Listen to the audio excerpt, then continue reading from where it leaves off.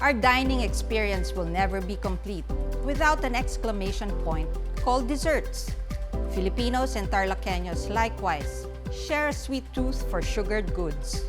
Some of us prefer a piece of chocolate, a scoop of ice cream, spoonfuls of gelatin, while some of us would love to have a slice of cake, if not a whole of it. And speaking of cakes and other baked goodies, the province of Tarlac is dotted with a handful of bakeries and bake shops to satisfy the sweet cravings. Ngayong araw, hindi magpapahuli at magpapatalo ang ating mga Tarlaqueño bakers. Ating mapapanood ang isa sa mga pinakaabangang paligsahan ngayong taon, ang Kanlahi Cake Design Competition. Isang matamis na araw sa inyong lahat.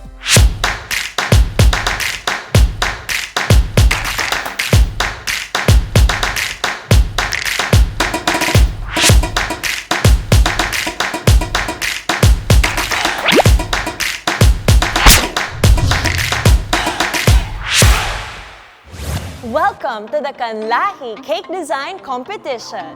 And today, you're all in for the sweetest treat. Ngayong taon, 28 contestants ang sumali sa paligsahan.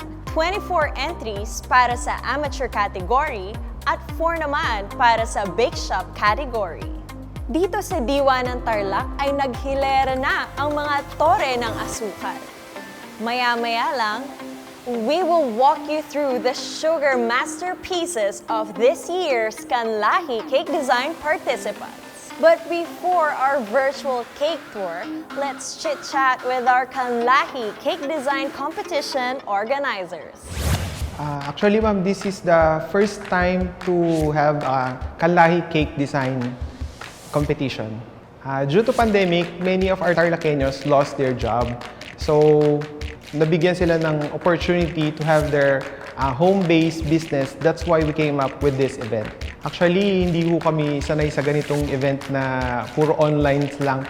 Unlike previous years, festive talaga ang celebration dito sa Tarlac. Pero due to pandemic, kaya naging online po ang ano. At the same time, we could showcase their talent through showcasing their cake kahit na virtual lang po.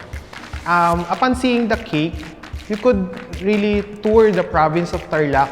So some of the cake, meron mga tourist destination or tourist spot ng province of Tarlac. Makikita mo doon sa design.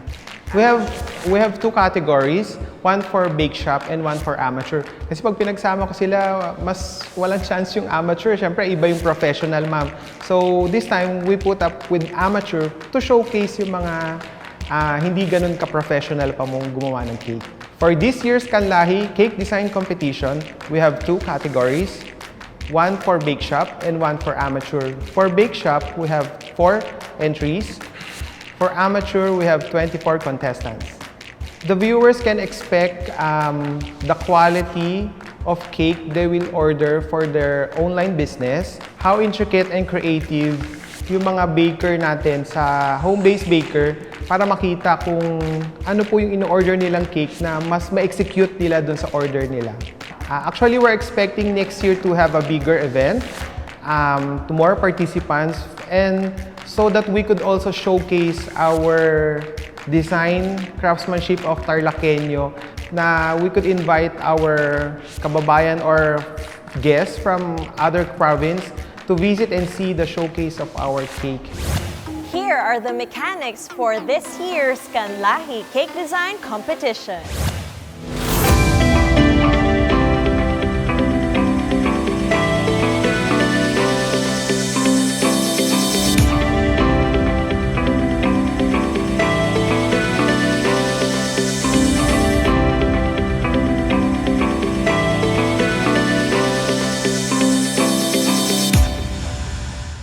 Siyempre, sa bawat kompetisyon ay may mga hurado whom we consult for their expertise.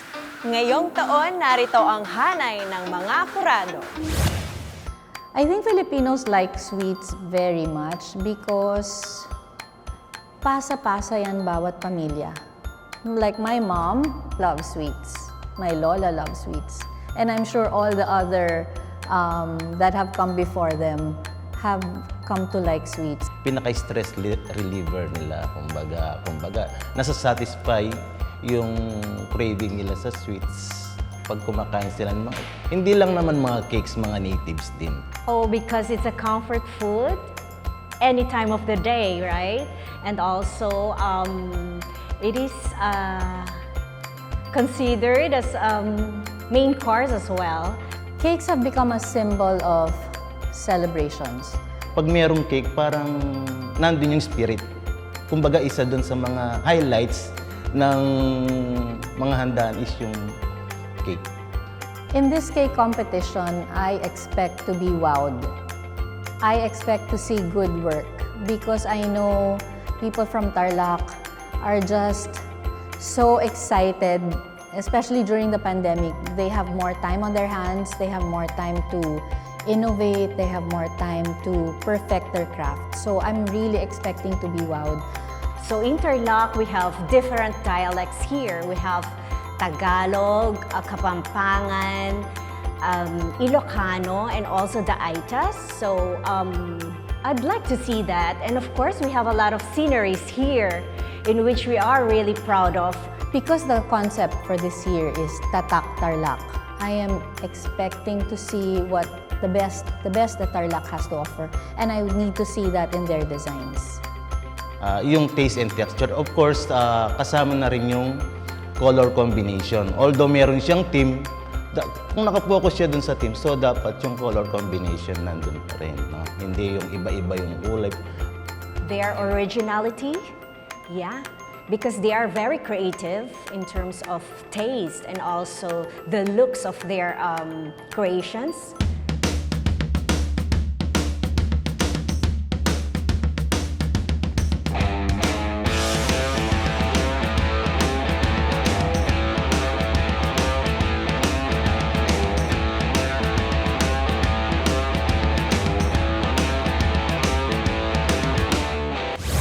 There you have it, our 3 judges.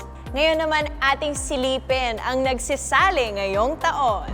Actually, Lemon Square Tarlac is an online platform of Lemon Square Bakery Treats.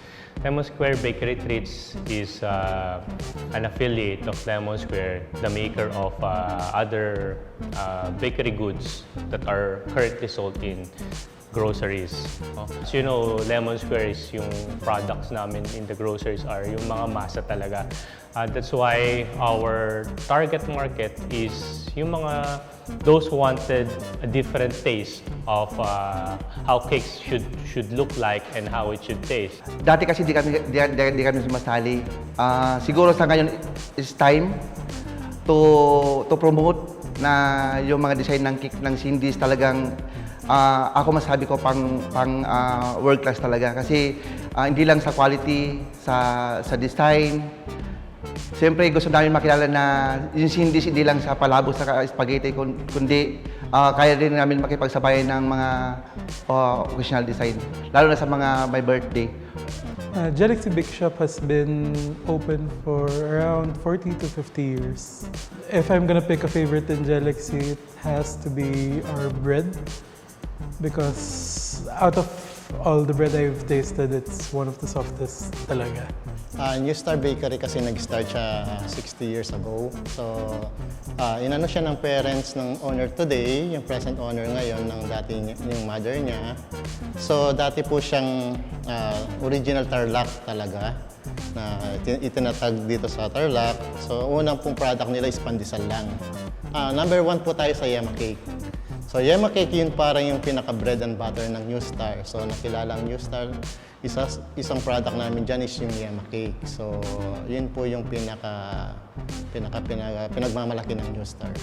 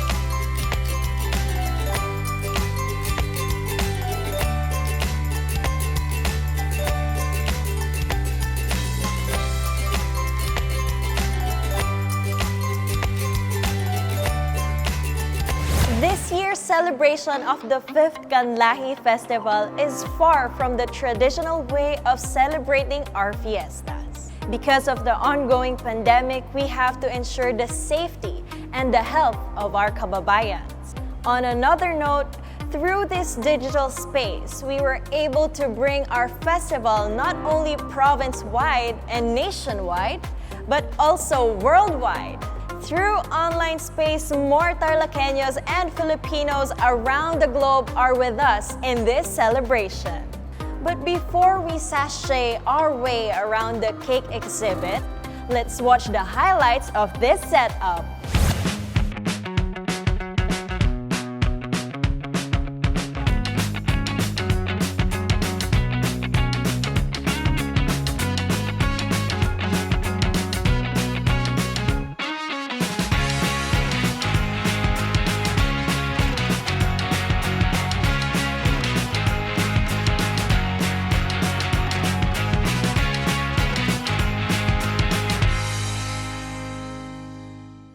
And now it's time to go around and show you this year's Kanlahi Cake Design Competition entries.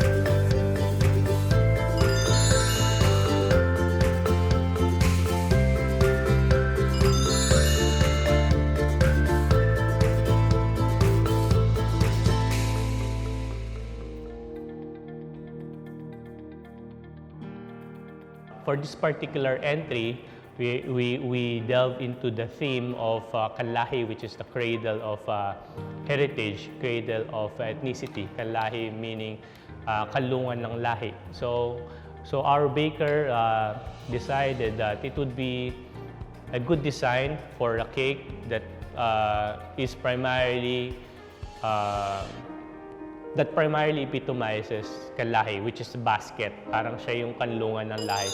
Una sa lahat, nung ginawa namin cake, with passion talaga and love. So, yung product na ginawa po namin is galing sa puso ng baker, puso ng New Star.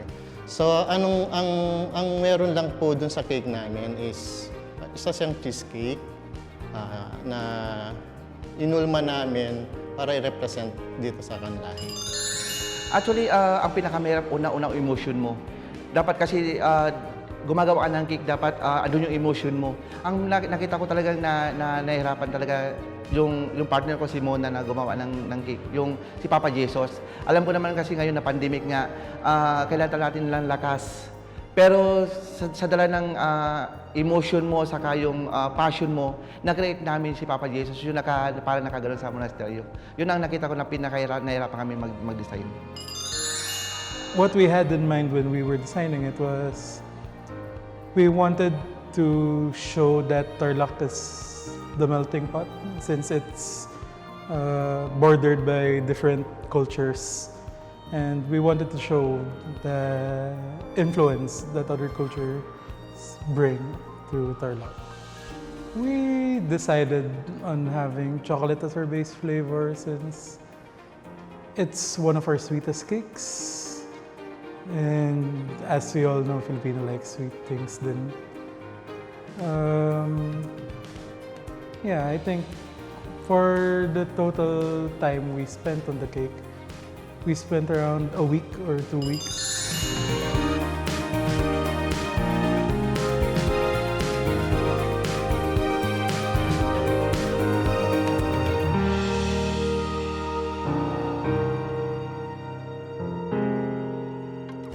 Congratulations to this year's Kanlahi Cake Design Competition winners!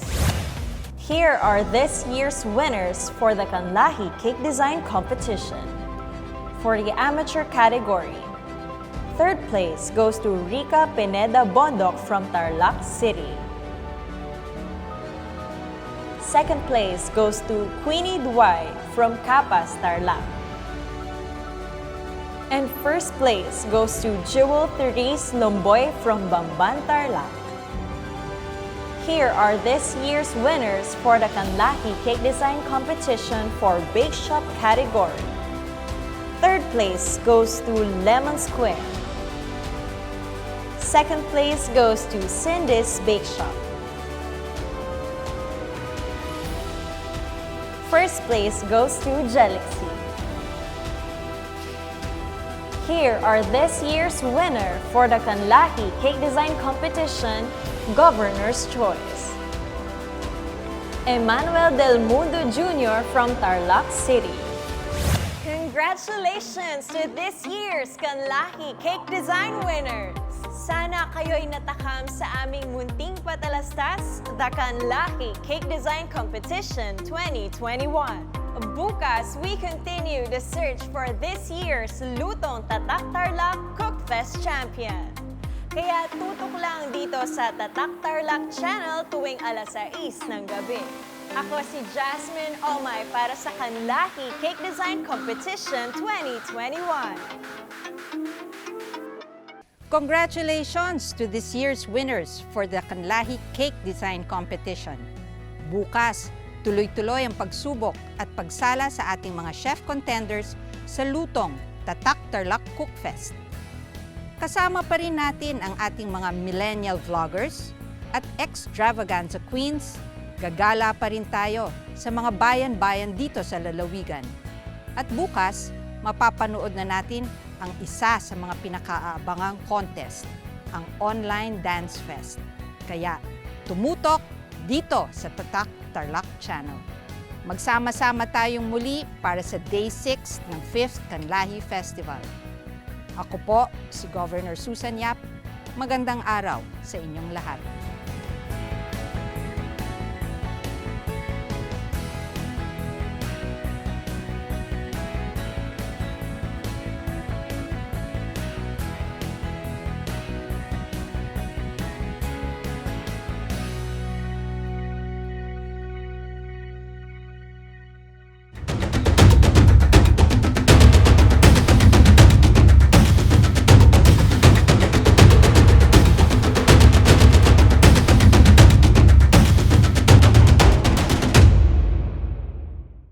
The Provincial Government of Tarlac wishes to thank the following sponsors for the 5th Kanlahi Festival.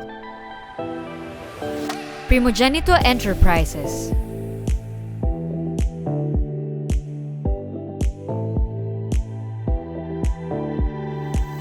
Abi Watabe Karaoke Camp,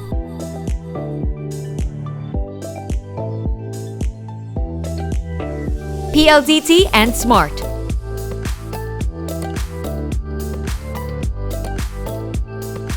SM City Tarlac, L Square,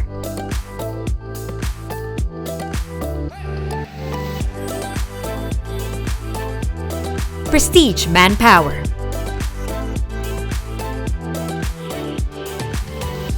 City-based Computers and CCTV.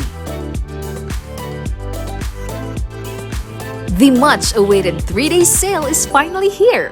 Tarlaqueños, let's all together share the fun festivities this Kanlahi Festival with SM City Tarlac's 3-day sale. Score amazing deals up to 70% off on March 19, 20, and 21 from 10 a.m. to 9 p.m. Get a chance to win a brand new Suzuki Espresso. Check out SM City Tarlac's official social media accounts to know more.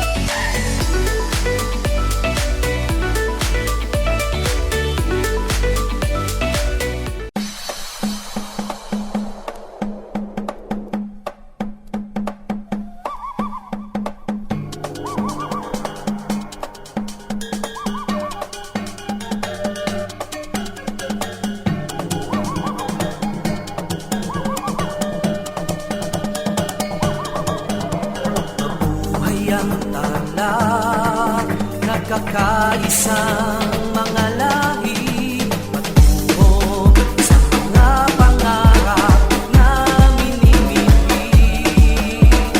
Tuloy-tuloy ang mga proyekto, sama-sama sa progreso. Asenso ng Tarlaqueño, asenso ng Pilipino. Halina, silayan ng